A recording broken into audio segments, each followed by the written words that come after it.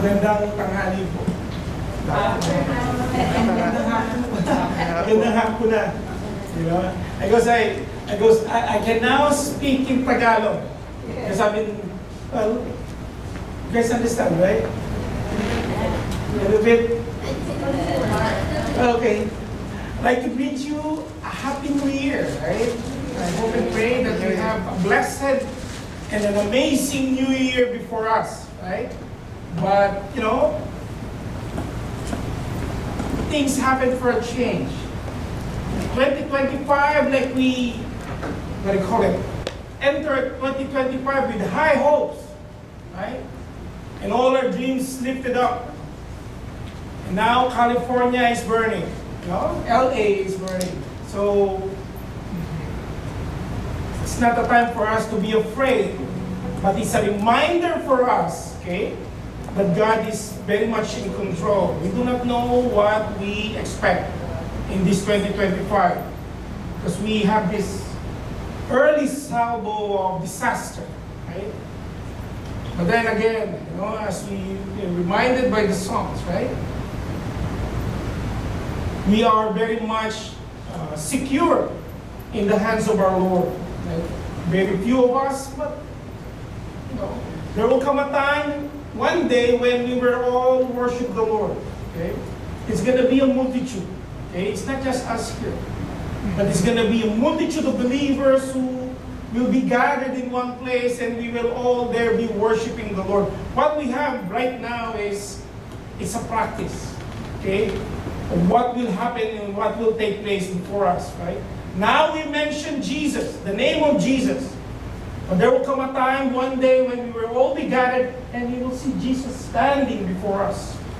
Okay? And that will be the day for us. Okay? That will be the day for us. But while here on earth right now, okay, we are hoping and holding on to these promises that God has given to us.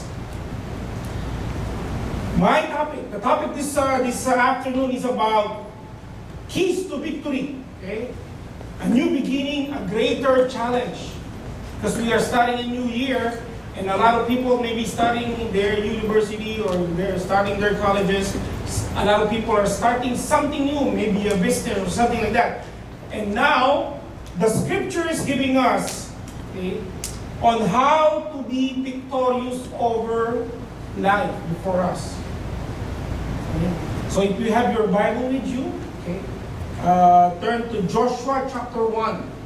Joshua chapter 1, verses 1 to 8. And I will be discussing it one verse at a time.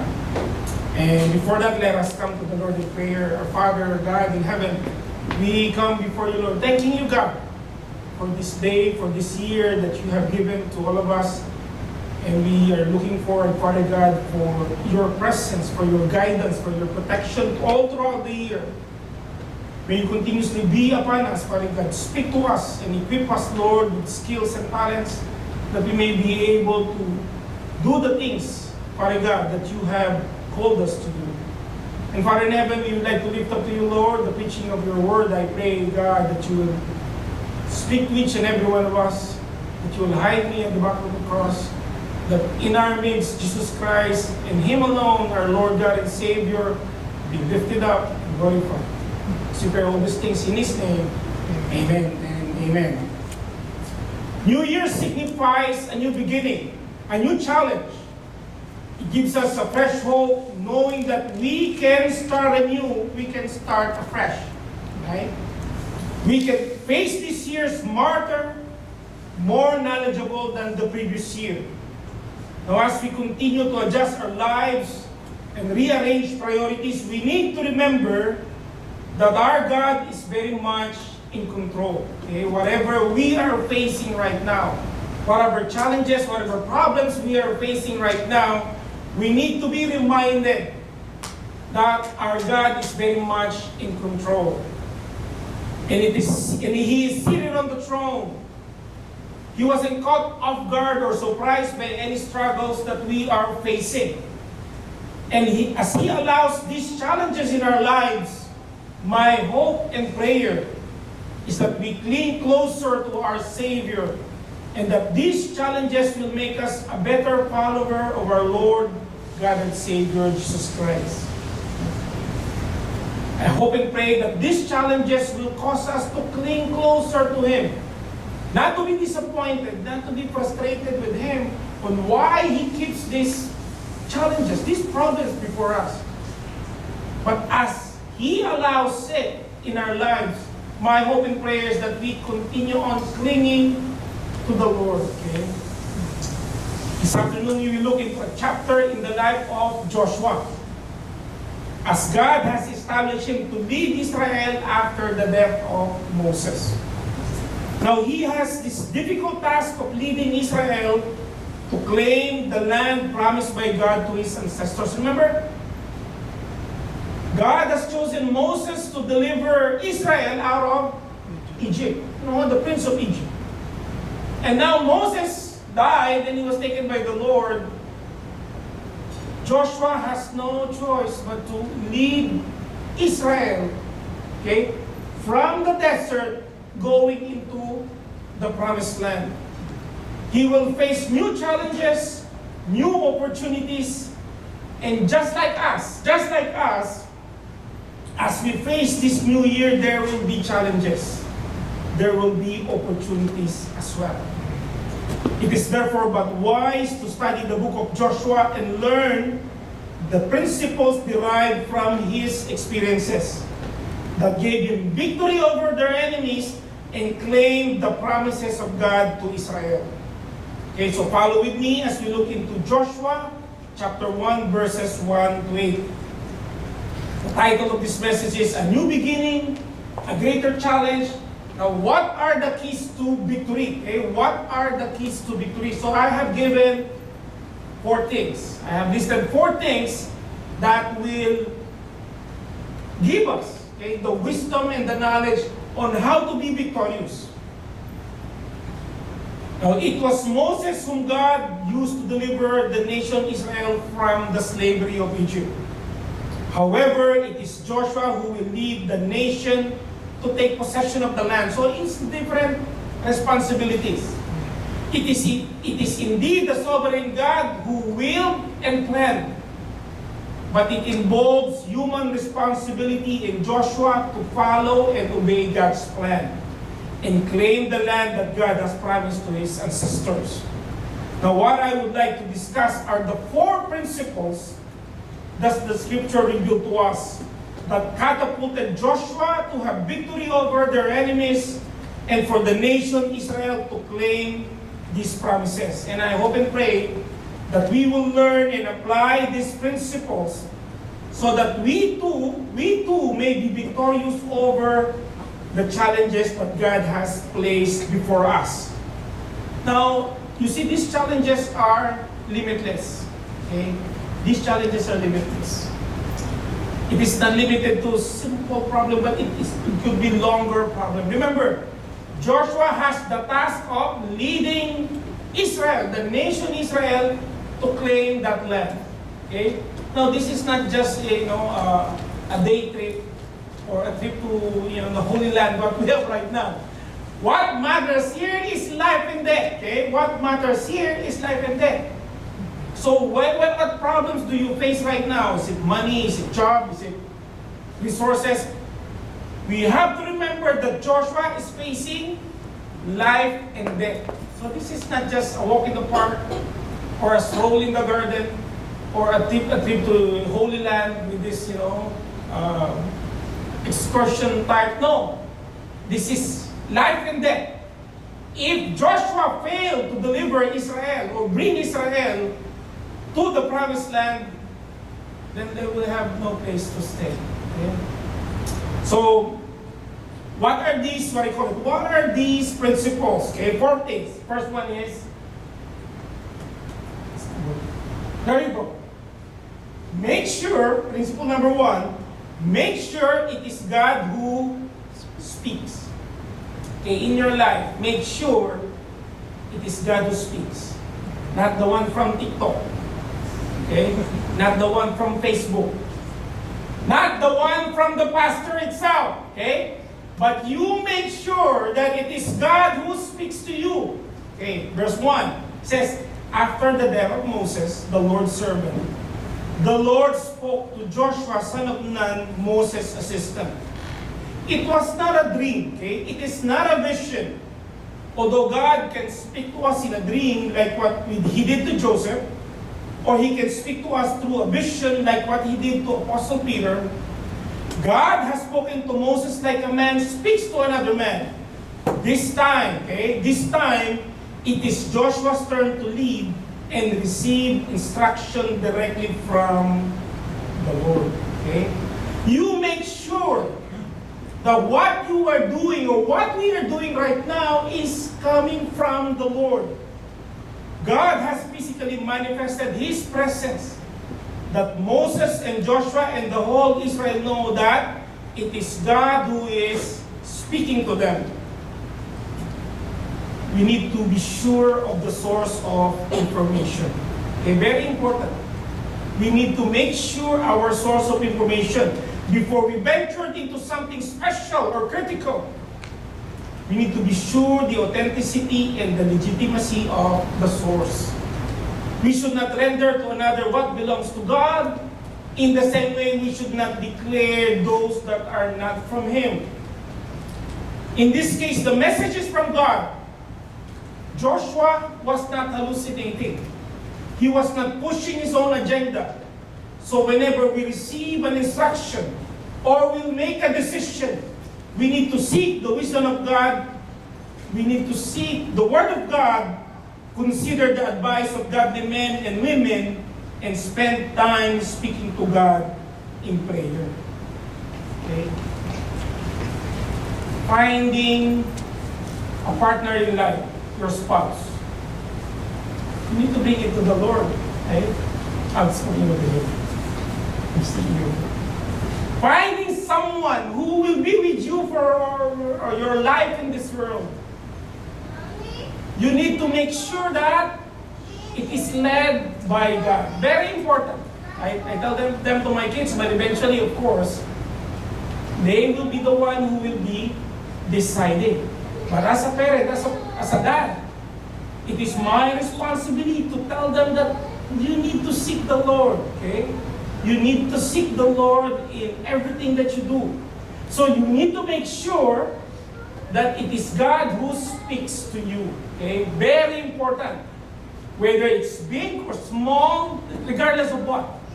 That when you venture into something, make sure it is God who speaks to you. Okay, that's the first point. Okay, the first principle. Next point says, okay. Oh, I forgot to do that. Number 2, okay, verse 2. Follow God's plan. Sorry for the time. Okay, follow God's plan. Okay, follow God's plan. Verse 2 says, Moses, my servant, is dead. Therefore, the time has come for you to lead these people, the Israelites, across the Jordan River into the land I am giving them. The Lord has a clear plan for Joshua and the nation Israel. The command is very clear. Okay? Joshua is not second guessing. It is the Lord's plan, not Joshua. Say, what is the lesson learned here? Now, how can it be applied to us? He says here, seek the Lord's will, His way, His wisdom, before we work on the plan. Now, our mistake is that we plan and then ask the Lord to bless it. You know, sometimes we buy the biggest house, and when we get into trouble, say, Lord, you know, please help me, you know. Was it the Lord's plan for you to get that house? Maybe, maybe not. I'm not judging. What my point here is that before we ventured into something, okay, we need to seek the Lord's will and plan into our lives. No matter how big, how small, we need to make sure that it is God who is leading us. And this is His plan, not my plan. Our mistake is that we meet together and plan and ask the Lord to bless our plan. It happens in the church. Our mistake is that we look to the challenges and the danger before us then we create a plan to have a better solution over it. Then pray to the Lord to bless that plan. You see, sometimes what we do, we call the leadership meeting and we make plans for 2025. What is the budget? What are the evangelism goal, stuff, things to do, the challenges before us. And then let's close in prayer. Lord, we commit to you this week. No wonder our plan does not work. No wonder we continuously experience setback upon setback. The challenges and the danger before us are the ones in control, and we react based on what is before us instead of what God tells us to do. Because we analyze the problems ahead of us. How much is the payment? How much is the debt? How many people do we have? You know? Okay, so instead of maybe 10 souls or 10 families this year, just 2. Make it easier for us. No. Let us bring it before the Lord, and then we pray for the Lord's leading and plan for us. Okay? We just wanted God to validate our plan, to put a stamp on what we thought of doing, and when the plan does not work, we easily blame ourselves for not doing enough. We blame the congregation for lack of commitment. We blame the pastor for not exerting too much effort or enough effort. And finally, we blame God for the plans we made ourselves that He did not approve. Usually that is the case. Yeah. We make plans and say, Lord, sign it. No? Sometimes like that. And I have the same mistakes too. When we focus too much on the challenges before and say, I can do that, Lord. No, we'll go this way. Something like that, right? And we say, can you pray for us? Some make plans based on their capability. Some base their plans on the current and social, political situation. We run our lives based on our comfort and availability and ask God to bless what we want to give. We will serve the Lord if it is not inconvenient in our part. If there's no traffic, then I will go to Milton. And after we spend the usual things that we do, if there's a leftover of our time, if there's a remaining change in our pocket, if I'm not that tired, if it will not affect my beauty rest, then I will be there for the Lord. I will be present in the church. You see, to Joshua, crossing the Jordan River means life and death. Hindi nagbibiro, This is life and death. This is not an excursion. This is not a picnic and fiesta in the wilderness. They will be facing kingdoms and warriors and giants. These people live in the fortified walls. They will be facing ruthless, powerful army that will defend their land. Remember, there are people that are living in the land. Okay? No wonder some of them decided to go back to slavery in Egypt. It is frightening. It is not for the faint-hearted. It is not for people who do not have faith. No wonder 40 years ago, the 10 spies, there were 12 spies that were sent to the promised land, remember? And then the 10 spies lied about what they saw in the promised land. They were overwhelmed by the bounty of the land. It says it is really, indeed, a land flowing with milk and honey. But there are giants. Okay? There are giants.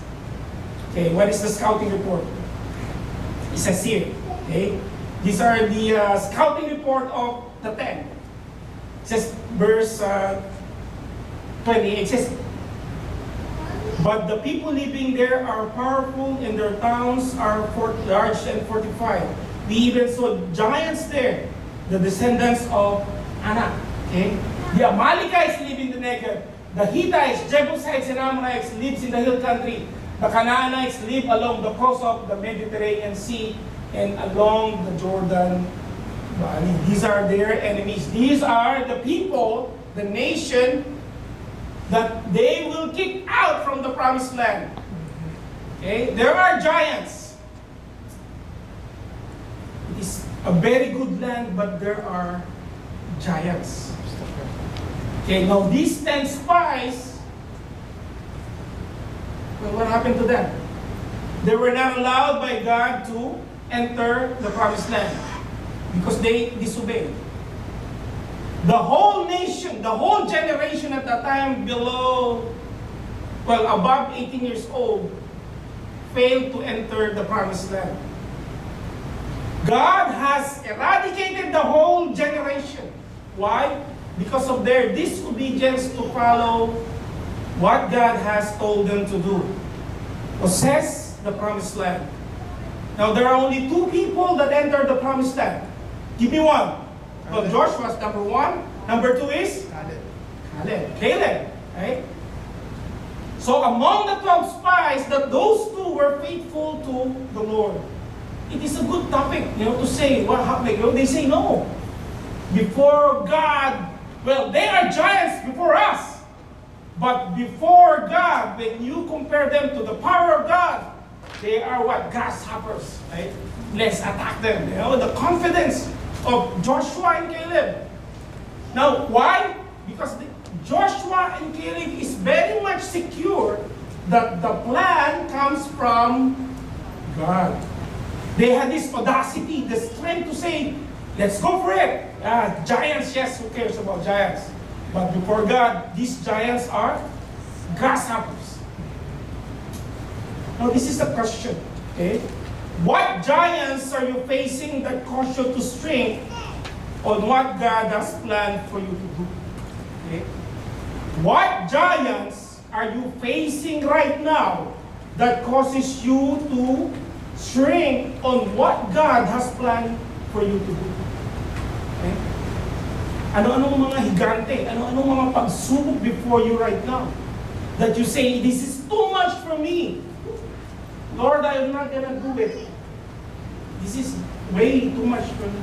Okay? It is therefore but wise to pray, seek His will, seek His way, seek His wisdom before we work on the plan.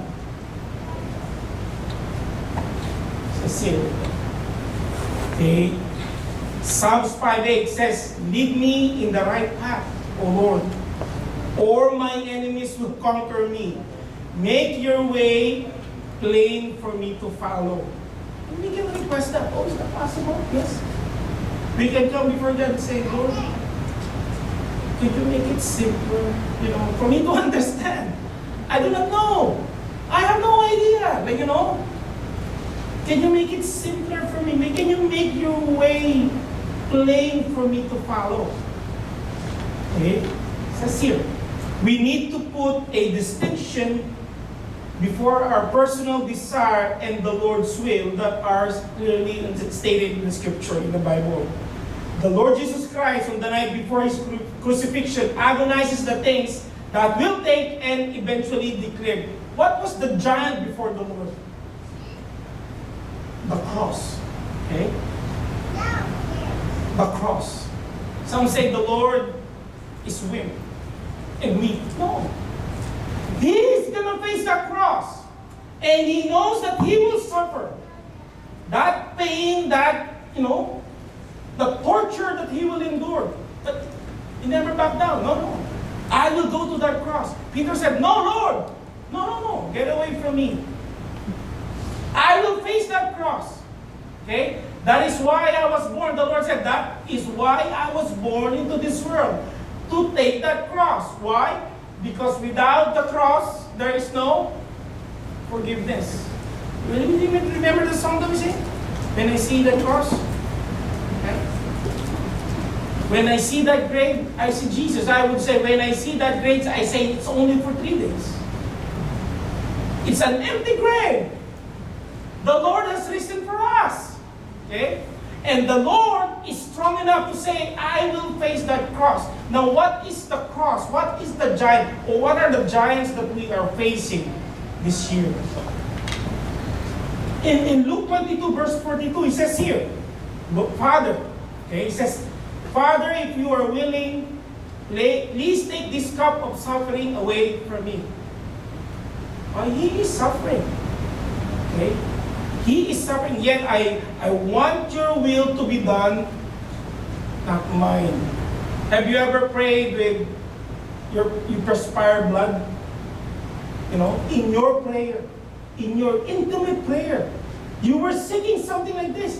You know, Lord, please, please, please. But your sweat turned to blood. The stress, umutok na yung ugat, like, you know, the veins are, because what? Of the intense pressure. And the Lord has not backed down on that giant cross. I will face it, okay? I will face it. If the Lord Jesus Christ has surrendered to the will of the Father, that we should do like Christ. Okay? That is the lesson there. If the Lord, the second person in the triune God, surrendered to the will of the Father, then we should do the same.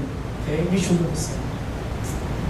Okay, now what's number 3? 4 points only. What is the third point? It says here, claim God's promises. You make sure first He was God who speaks to you.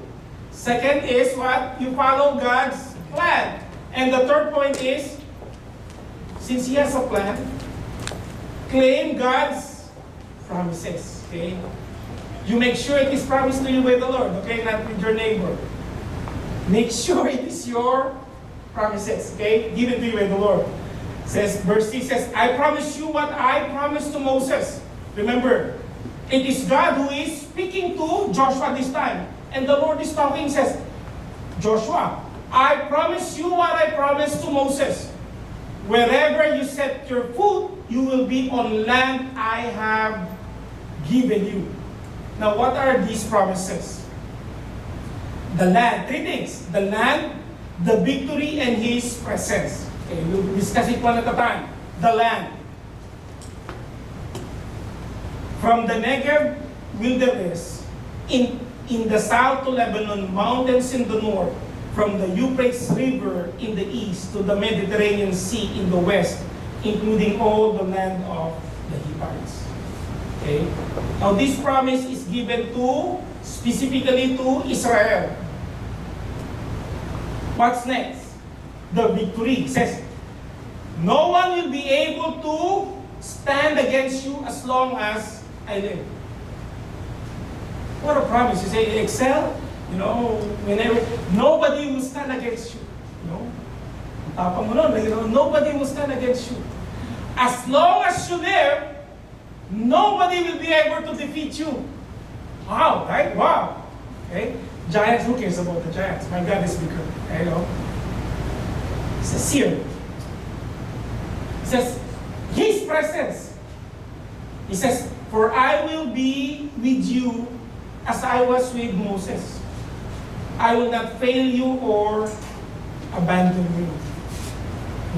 As you can see, God's will and plan in our lives involves blessing. It involves blessing. When you put your life into the hands of the Lord, it involves blessing.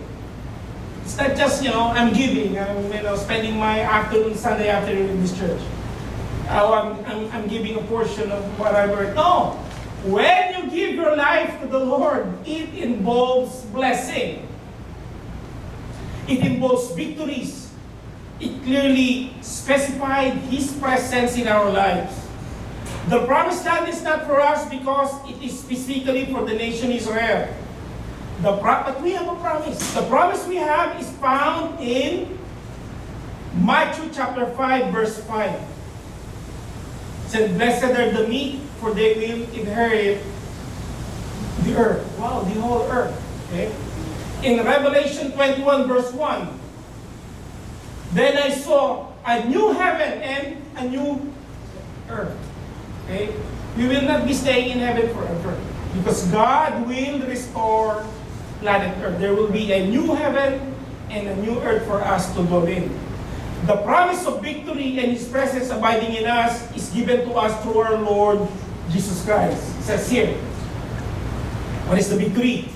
1 Corinthians 15:57. But thank God, He gives us victory over sin and death through our Lord Jesus Christ. It's very clear. Okay?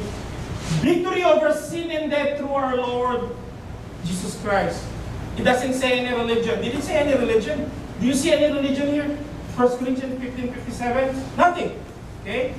It talks about one person for us to be victorious over sin and death. And that is the Lord Jesus Christ. Very important. Okay? When we share the good news of salvation to our family, to our friends, we don't point them to religion. We point them to a person.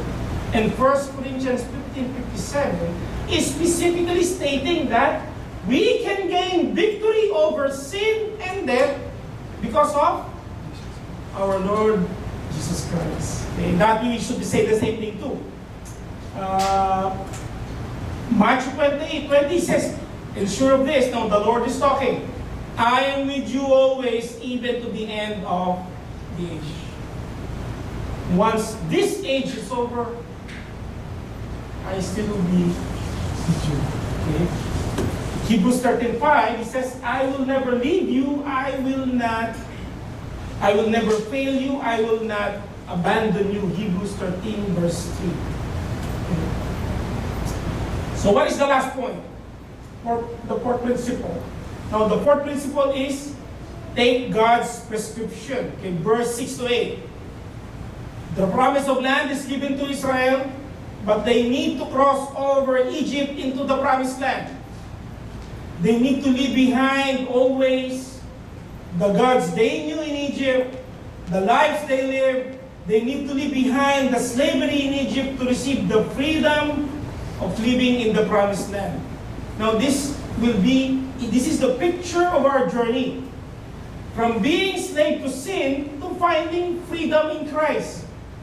It is the same thing as leaving behind our idols, the gods whom we serve, into finding the living God who revealed Himself through His Son, Jesus Christ. But like taking the medicine, okay? If you wanted to be cured of your sickness, the doctor gives you prescription. The doc is here, okay? When you go to the doctor, oh, this is what you need to do. Okay? Always like that, right? I wonder why they make it difficult for us to understand the writings, right? No. No. This is what you need to do. You buy this and go to the drugstore and purchase it. Okay? The doctor gives you prescription. Now the Lord is giving us prescription as well. Okay? If Joshua is to accomplish the task God has given to him, there are things he needed to do. In order for Joshua to claim victory over their enemies, there are things he needed to do. Now, what are these things? Okay. First is found in verse 6. Be strong and courageous. It says, be strong and courageous, for you are the one who will lead these people to possess all the land I swore to their ancestors I would give them. Okay, remember, Joshua is talking to God Himself. Okay? And we say, Joshua, this is the plan. Okay? You need to be strong and courageous. Claiming the land is not a walk in the park or a stroll in the garden. Leading the people is difficult task. Now, these people are the children who died in the wilderness because of their rebellion to God. Joshua needs to be strong and courageous and should not give in to the whims and desires of the people. As any leader like Joshua, he should not be spineless but courageous. Okay? You should take courage. Okay? You should take courage. That's the next point. It says, be careful to obey. Okay? You need to be courageous. And first, in next prescription is, you need to be careful to obey. Verse 7, be strong and very courageous. Be careful to obey all the instructions Moses gave you. Do not deviate from them, turning either to the right or to the left. Then you will be successful in everything you do. Do not deviate from it. Do not go to the left, to the right, but be careful to obey all of it. Joshua was not asked to compromise. Was not asked to compromise. Not to deviate from the commands. Joshua received specifically all the instructions from Moses. Now, these instructions came from God Himself. This is a cut-out plan. God has given them the plan in the book of instructions. The key to victory is to stick to God's plan. No matter what you face, no matter the circumstances, there is no turning to the left or to the right. Joshua has to follow and obey God's plan totally. Okay, now what's the next prescription? Study and meditate. Verse 8 says, study this book of instruction continually. Meditate on it day and night so you will be sure to obey everything written on it. Only then you will prosper and succeed in all you do. You see, the only way for Joshua to thoroughly obey everything what is written on the book of instruction is to study it. Okay? To study it. Joshua needs to know the book of instruction intellectually. It has to be embedded in his mind. Okay? Having said that, he has to know it by heart. He has to meditate on it day and night. Meditate on it day and night. Now, what is meditate? For those of us in the Philippines who grew up without newscaster, they meditate, something like that, right? Now, what is meditate? Now, the word meditate comes from the word to mutter. To mutter, To mutter means to murmur, to speak, to mumble. That's not the case. When we meditate, we were quiet. No. But meditate comes from the word to mutter, to mumble, to speak. Okay? We need to have in our heart and mind the Word of God all throughout the day. Meditate is also what most of us do when we are faced with a difficult problem. When you have a problem, unknowingly you are meditating on it. From the day you wake up until the day you sleep, you are thinking of it. That is meditating, You see them, what's happening to you? Oh, I have a problem. You see another friend, what's happening to you? Oh, I have a problem. You meditate on it. You spend time and hours thinking how to solve it. But did you ever solve it? No. You are disappointed. You are frustrated. I'm not going to church. I have a problem. You're focusing on the problem. I have the same tendency too, How to solve it. How to solve it, You lay down the plans, still nothing, That's what we do when we spend time in our problems, meditating on it, while we are thinking about it, day after day, hour after hour. That is meditating. But according to, to verse 8, study this book of instruction continually. The book of instruction, for us, is the scripture. It says, meditate on it day and night so you will be sure to obey everything written in it. You see, the Bible is God's instruction for us. It is a love letter for us. If you are related with the Lord, it is your love letter. Okay? So we need to be sure that we know what is written on it. And how do we do it? We need to spend time knowing it. It's not because we tell you, the pastor tells us to read the book. No. But because God has given us a direct instruction to know what is in the Word of God and to meditate on it day and night. Okay? Instead of focusing on the problem, Joshua was asked to meditate on the book of instruction. Joshua was asked to know the Word of God rather than know the powerful kings and armies they are facing. They didn't say, these are the kings that I will be facing. First is the Jericho. The walls are high. Oh no, let's go back to Egypt. How can we attack that? It's so high. Right? But it wasn't mentioned like that. And the Lord said, okay, Jericho, go to Jericho. Okay? And, I haven't give the message yet, right? But how did they do it? What was the instruction? Remember the instruction to Jericho, to Israel? March on it. For 7 days, march on it. If you are Joshua, come on, sister, you march it and you want to break the wall. Like, how can you march it, you know?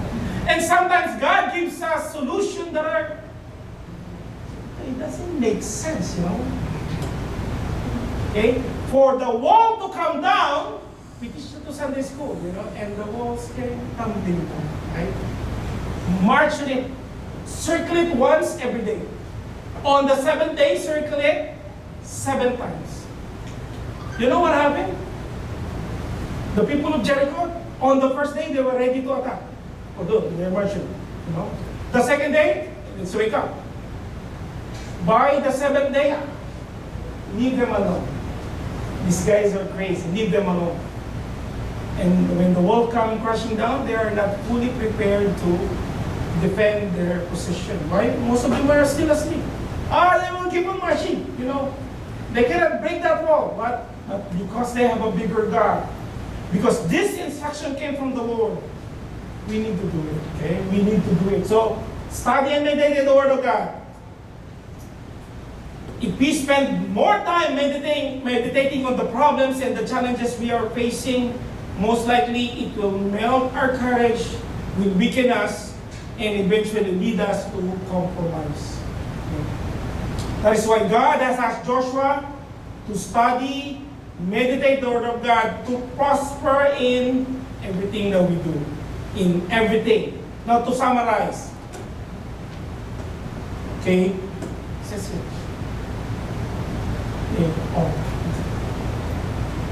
This is what we have learned this afternoon. Okay, what are the keys to victories in life? Okay, you make sure it is God who speaks. Okay, how do you make sure it is God who speaks? It is between you and the Lord. Of course, my suggestion for you is to pray, to read the Word of God, and seek the godly men, the godly counsel of men and women, and say, this is what I believe God is telling me to do. Okay? What do you say? You know? But other than seeking the counsel of godly men and women, you need to speak to God personally and pray, Lord, is this your way for me? Is this your instruction for me?